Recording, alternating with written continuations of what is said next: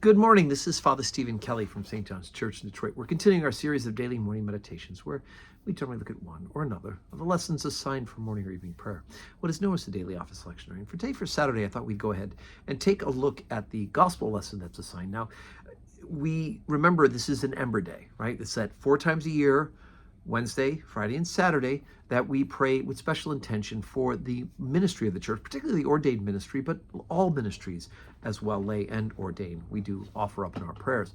And so the lessons aren't following the sequential order that we've been following through every day of Advent, but deal with things about ministry and the work of the church. So we've jumped into that for today. And for the gospel, we're going to look at St. Matthew's Gospel, chapter 10. We're going to start at verse number 1. And when he had called unto him his 12 disciples, he gave them power against unclean spirits to cast them out, and to heal all manner of sickness and all manner of disease. Now the names of the 12 apostles are these.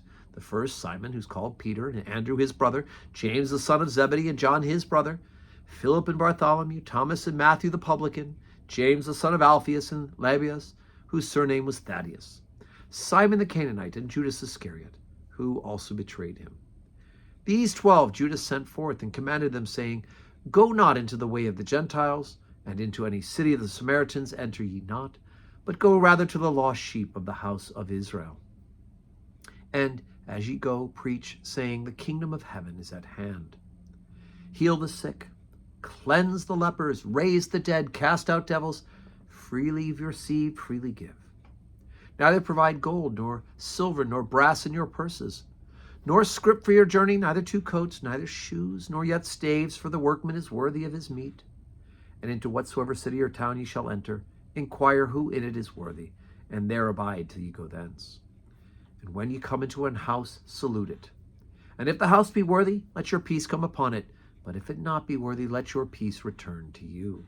And whosoever shall not receive you, nor hear your words, when ye depart out of that house or city, shake off the dust from your feet.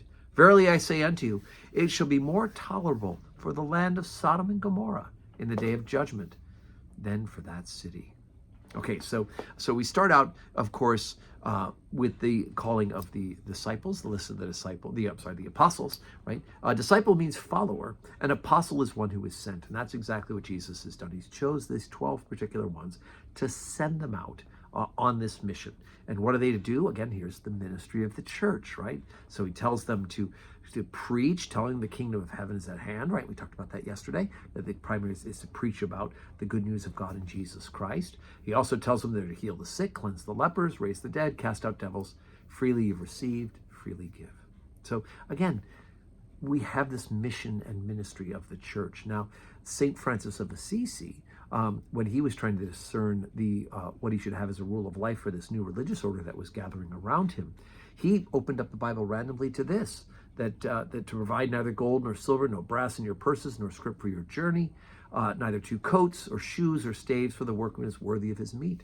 And so Francis built his entire rule of life on being a mendicant order of preachers. In other words, people who were not tied down, encumbered by buildings and possessions, right? They could just get up and go. And so the idea of being this mobile ministry, ready to go on a dime's notice, in order to have the ability to get out and preach the gospel. So again, different parts of this have come to the forefront depending on the time and the age and the need of the church. But the universal, of course, is the preach it that the kingdom of heaven is at hand, so that we may know and share with the world the good news of God in Jesus Christ.